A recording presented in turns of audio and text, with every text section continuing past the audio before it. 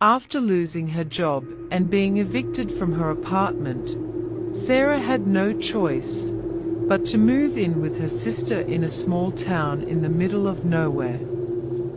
The town was quiet and unremarkable, but it had one thing that caught Sarah's attention: an abandoned asylum on the outskirts of town. She had always been fascinated by abandoned buildings, and the asylum seemed like the perfect place to explore.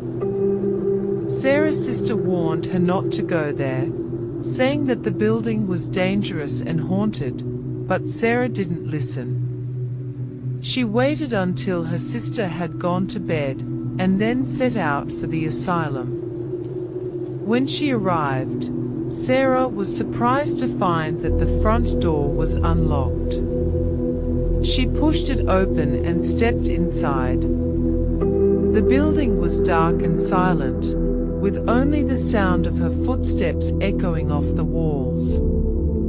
As she explored the asylum, Sarah couldn't help but feel like she was being watched. She tried to shake off the feeling, but it only grew stronger as she made her way deeper into the building. Suddenly, she heard a sound that made her blood run cold, the sound of footsteps coming from the floor above her. Sarah froze, unsure of what to do next.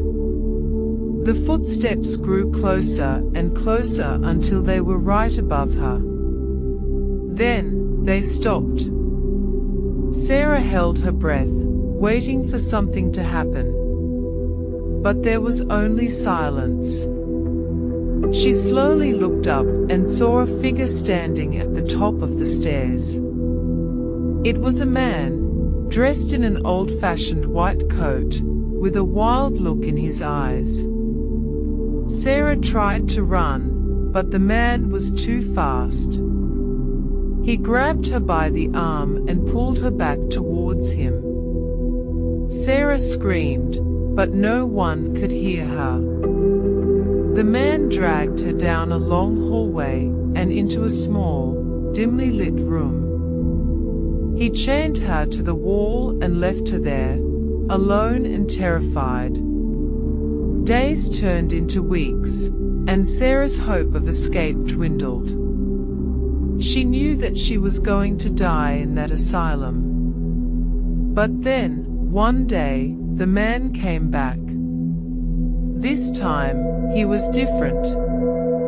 He seemed calmer, almost friendly.